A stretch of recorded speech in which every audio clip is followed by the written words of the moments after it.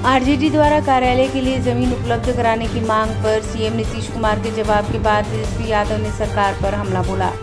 अब इस पर जदयू की तरफ से जवाब दिया गया है। जदयू प्रवक्ता नीतीश कुमार ने कहा है कि 2015 में जब तेजस्वी यादव डिप्टी सीएम के साथ भवन निर्माण मंत्री भी थे, उस वक्त कहाँ ध्यान था तेजस्वी यादव का, अब उन्हें कानून याद आ रहा है।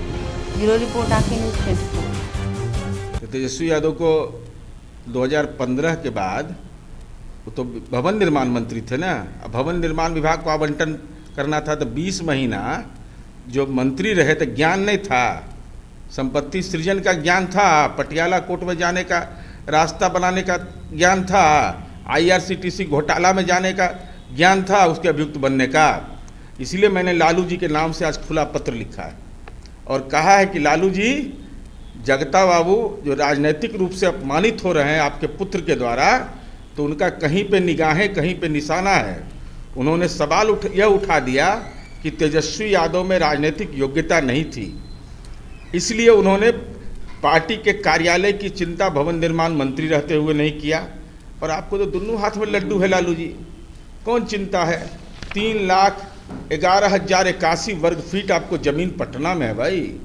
झोपड़ी के लालू यादव को इतना जमीन है, और वो उस जमीन पर अब उसमें संविधान की धारा जो राजद का है, धारा 20(9) कंडिका 9, उनको याद नहीं होगा इसलिए हम याद दिला देते हैं।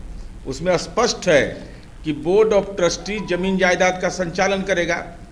उसके अध्यक्ष होंगे अस्थाई, चाहे सजा याफ्ता हो जाने के बावजूद वही रहेंगे। तो लालू जी, आप ही को अधिकार है इस संपत्ति को ट्रस्ट के अधीन करिए। अब पार्टी के साथियों से अब तक तो आपका यही ना संस्कार रहा है कि जमीन लो नौकरी दो, पद लो जमीन दो। तब इसमें ही करना है आपको, बहुत काम करना है नहीं।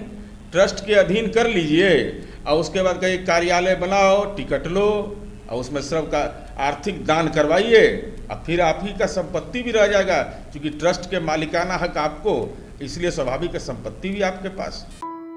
आपके हर सवाल के जवाब का, आपके सवाल जो तीखे तर्रार तेज़ तर्रार होते हैं, उससे मैं कोशिश करूंगा कि बचूं। पटना शहर से मैं मुंबई तक का सफ़र कैसे किया, 3 साल से 10-12 अवार्ड्स हमारे झोली में आ गए हैं। लोग कहते थे कि कॉमेडी अच्छा करते हैं आप। देखिए, निजी ज़िंदगी में मैं बहुत हंसोड़ हूँ। मैंने जैसे बताया कि मेरी शुरुआती दौर में मैं कॉमेडी नहीं करता था।